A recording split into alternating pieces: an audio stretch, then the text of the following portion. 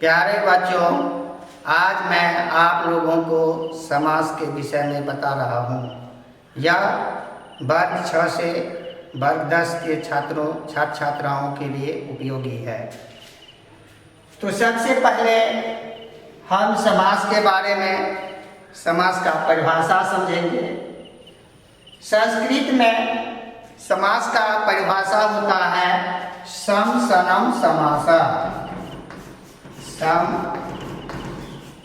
सनम समासा, ये समास का संस्कृत में परिभाषा हो गया सम सनम समासा, अर्थात संक्षिप्त रूप ही समास कहलाता है।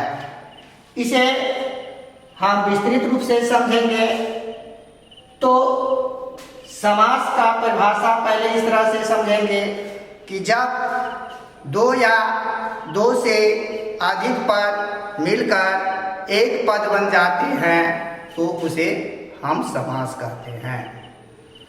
तो यहाँ उदाहरण के द्वारा इसे हम समझेंगे। जैसे बिना है हाथ में जिसके,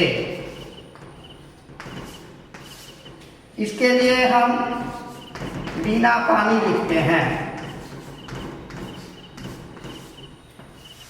तो उदाहरण से हम समझेंगे कि बिना है हाथ में जिसके, इसमें देखते हैं कई पद हैं और इन सभी पदों को मिलाकर हम यहाँ समस्त पद बिना पानी लिखते हैं। तो यही है कि जब दो या दो से अधिक पद मिलकर एक पद बनते हैं तो उसे हम समास कहते हैं। तो इस तरह से ये बिना पानी समास हुआ। इसमें बिना है हाथ में जिसके, ये विग्रह पद कहलाता है। और ये बिना पानी जो हुआ इसे हम समस्त पद कहते हैं। अब हम इस दोनों को, विग्रह पद को भी समझेंगे और समस्त पद को भी समझेंगे। तो जब हम पदों को अलग अलग लिखते हैं तो उसे हम विग्रह पद के नाम से जानते हैं।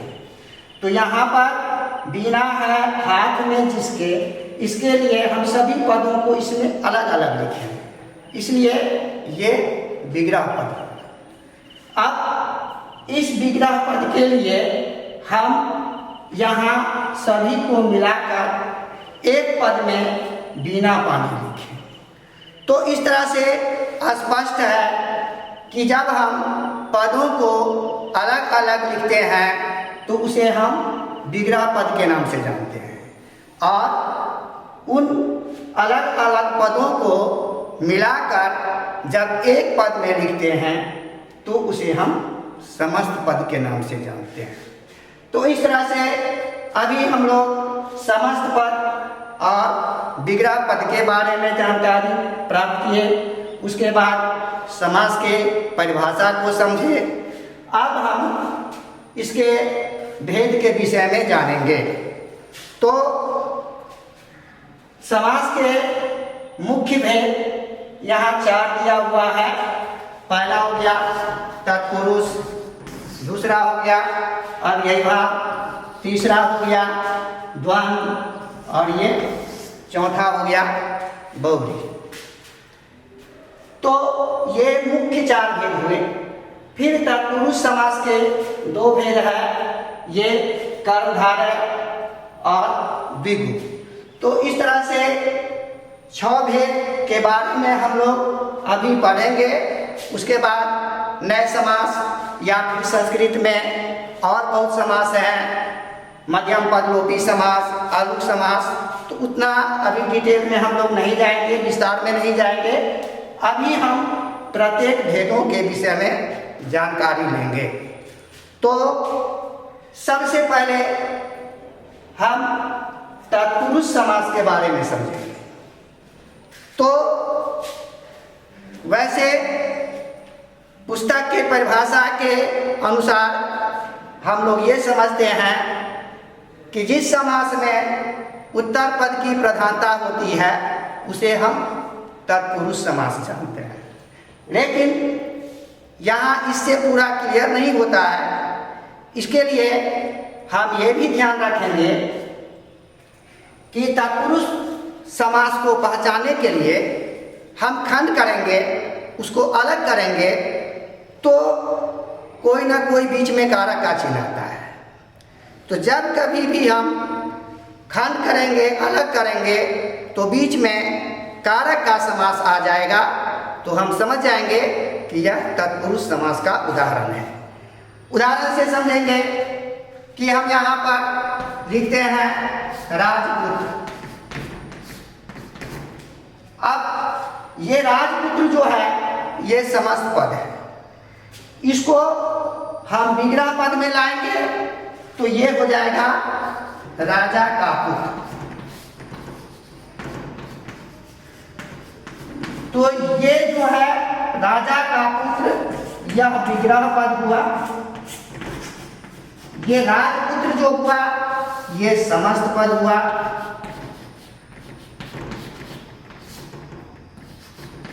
और विग्रह करने के बाद हम यहाँ देखते हैं कि यहाँ कारक का चिन्ह का लगा हुआ है।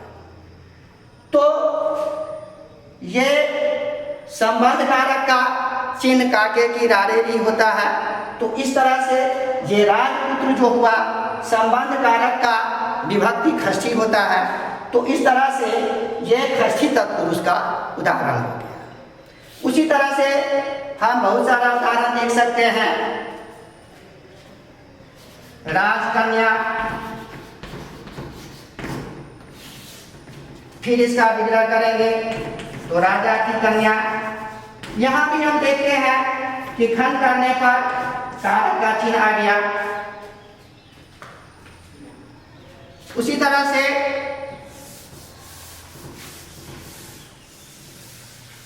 ढेर सारा उदाहरण हम देख सकते हैं।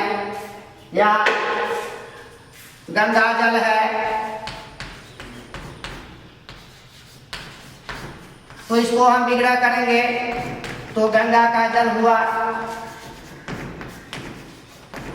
यहाँ हम देखते हैं कि खंड करने के बाद बीच में का चिन्ह आ रहा है, फिर यहाँ खष्ठी तत्पुरुष हो गया। उसी तरह से फिर हम यहाँ पर देखते हैं नेत्रहीन है, तो यहाँ भी हम समझते हैं कि इसका विग्रह करेंगे तो नेत्र से हीन हो गया।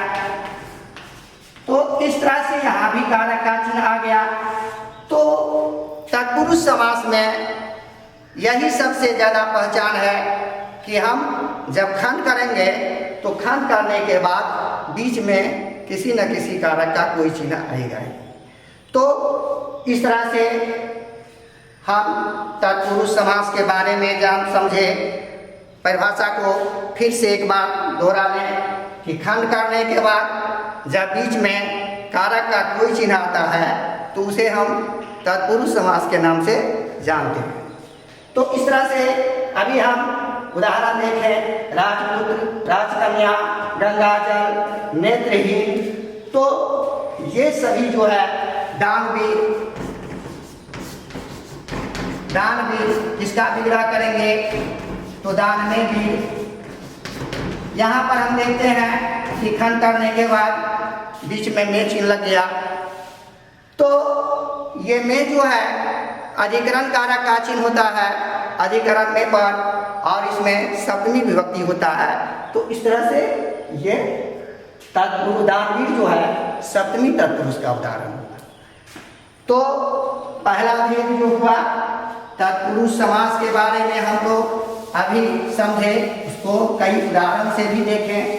अब हम दूसरा जो है भेद अव्ययभाव के बारे में समझें।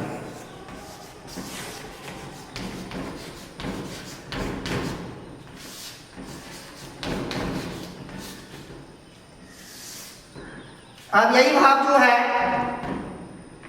इसमें कहता है कि जिसमें उपसर्ग या अव्यय पहले लगा होता है। तो जिस समास में पहले उपसर्ग लगा हो या अव्यय लगा हो तो उसे हम अव्ययी भाव समास के नाम से जानते हैं।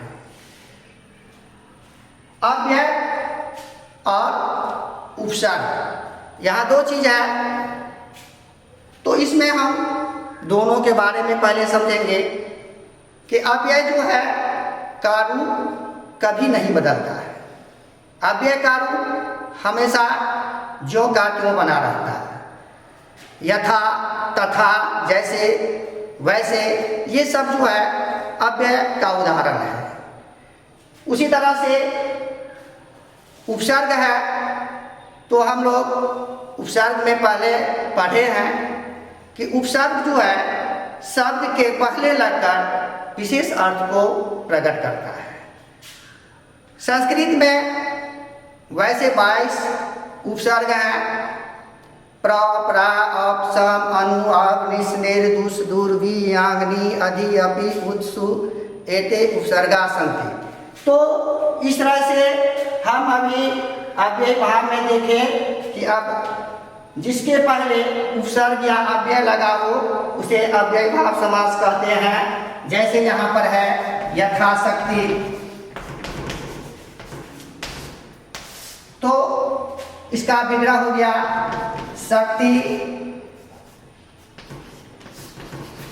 के अनुसार। तो यहाँ यथा अव्यय है, इसलिए ये अव्यय भाव का उदाहरण हो गया। इसके बाद है प्रतिदिन,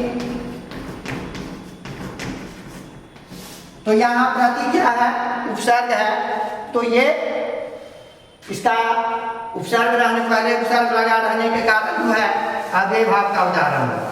तो इस तरह से आज हम लोग समास के बारे में जानकारी प्राप्त किए, जिसमें समास की परिभाषा और उसके भेद जो है तत्पुरुष और अव्ययी भाव के बारे में समझे।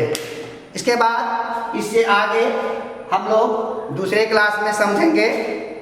धन्यवाद।